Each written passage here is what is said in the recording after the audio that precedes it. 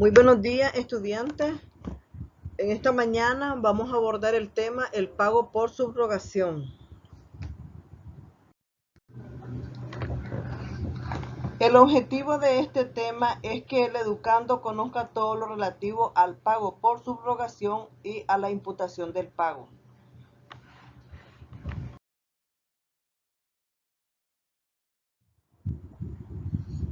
Entraríamos a ver el artículo 2042 que nos habla del pago por subrogación.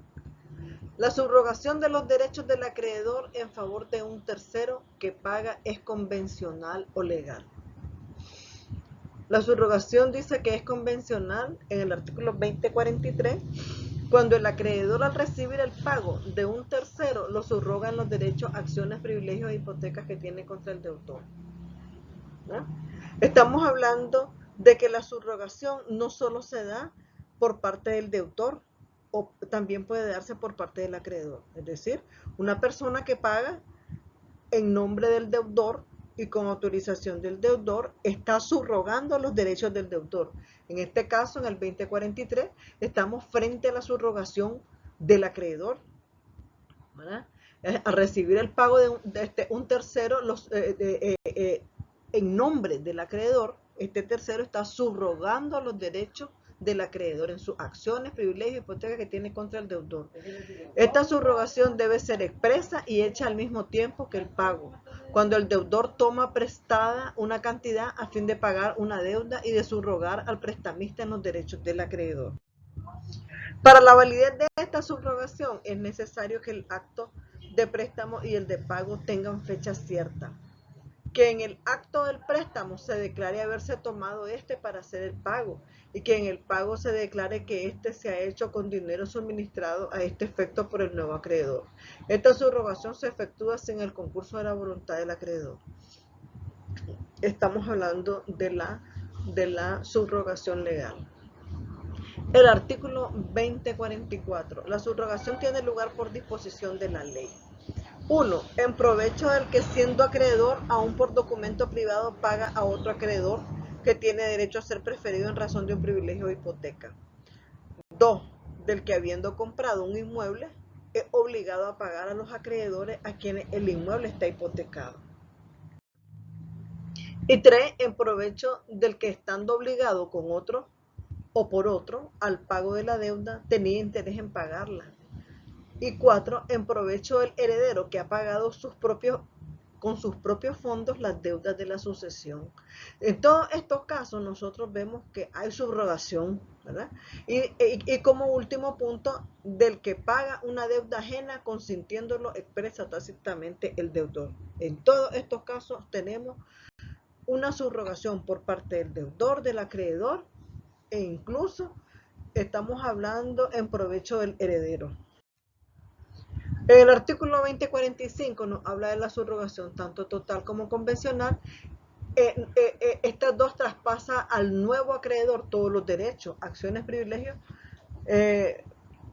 prenda e hipotecas del antiguo, así en contra del deudor principal como contra cualquier tercero, obligados solidariamente o subsidiariamente a la deuda. Si el acreedor ha sido si el acreedor ha sido solamente pagado en parte, podrá ejercer sus derechos relativamente a lo que se le reste, debiendo con preferencia a lo que solo ha pagado una parte del crédito.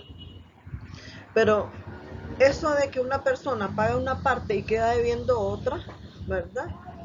Siempre el acreedor va a tener derecho de cobrarle al deudor, ¿verdad? Que es el principal obligado en pagar la deuda. Porque cuando nosotros hablamos de subrogación, estamos hablando de que un tercero puede pagar en nombre del deudor o que un tercero va a cobrar en nombre del acreedor. El artículo 2046 de esta preferencia disfrutarán únicamente los acreedores originarios o sus sucesionarios, sin que pueda pretenderla cualquier otro subrogado.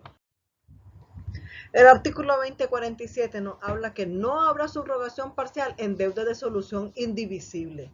Es decir, si alguien te llega a cobrar, por ejemplo, la curazao a la casa y te dice que estás debiendo la última cuota, y tenés que pagarla. Y no está el deudor, sino que está la mamá del deudor. La mamá del deudor llama por teléfono a la deudora y le dice, hija, aquí está la Curazao cobrando el último pago, pero yo solo tengo 300 Córdoba, no tengo los 700. Entonces, no se puede pagar, ¿verdad? Una cuota que no se puede dividir, no se puede pagar en parte, ¿verdad? Tiene que ser pagada por entero. Entonces, ahí existe subrogación, pero no se puede dividir el pago porque es el último pago. Y la cuota es de 700 Córdoba. Entonces, de hecho, la señora no puede pagar una parte porque ese pago es por entero y no es indivisible. El pago de los subrogados en diversas porciones del mismo crédito, no bastando este para cubrirla, todas se harán según la prioridad de la subrogación. El artículo 2049 nos habla que si varias personas han prestado dinero al deudor para el pago de una deuda, no habrá preferencia entre ellas, cualesquiera que hayan sido las fechas de los diferentes préstamos o subrogaciones. Ahora vamos a hablar sobre la imputación del pago, ¿verdad? Estamos hablando de la imputación del pago que se puede dar cuando usted, por ejemplo, está debiendo varios créditos. Entonces, ¿a cuál de estos créditos va a imputarle el pago? ¿Ah? Entonces, entremos a verlo.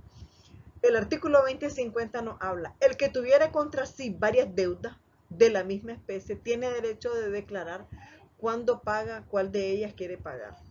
¿Ya? Entonces, nosotros vemos que esta situación, pues en la realidad no se da. ¿Por qué?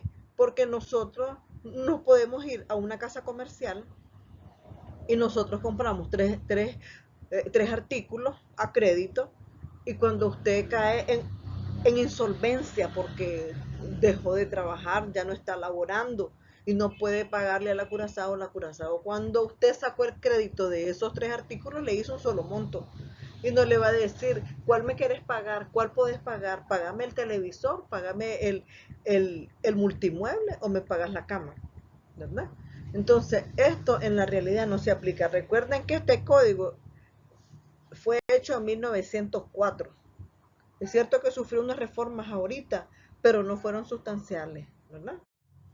En el artículo 2051, el deudor de una deuda dice que produce intereses o renta, no puede, sin consentimiento del acreedor, imputar sobre el capital lo que paga, con preferencia a los atrasos e intereses. El pago hecho por cuenta del capital y de los intereses, si no es íntegro, se imputa primero a los intereses. Eso está claro, ¿verdad? Después el artículo 2052 dice, si el que tiene contra sí varias deudas a favor de la misma persona acepta un recibo en el cual el acreedor imputa especialmente la suma recibida a una de ellas, no puede hacer la imputación sobre una deuda diferente, cuando no ha habido dolo o sorpresa de parte del acreedor. El 2053 dice, cuando el recibo no expresa ninguna imputación, el pago debe de imputarse a la deuda que el deudor tenía mayor interés en extinguir entre las que estaba vencida. En caso contrario, sobre la deuda vencida, aunque sea menos onerosa que la aún no vencida, si las deudas son de la misma naturaleza, entonces la imputación se hace a la más antigua. Y en igualdad de todas las circunstancias, la imputación se hace proporcionalmente a todas las deudas, ¿verdad? Pues esto de la imputación del pago lo podemos ver todavía entre particulares, préstamos entre particulares, que pueden ponerse de acuerdo en que usted le debe varias cosas y que le dice, pues abonarlo a tal artículo, pero no con las casas comerciales, ¿verdad? El artículo 2054 nos habla de la imputación de un pago que ha operado legítimamente en todo o en parte la extinción de una deuda. No puede ser retractada por las partes con perjuicio de terceros. Muchas gracias. Es todo por el día de hoy. Pasen muy buenos días.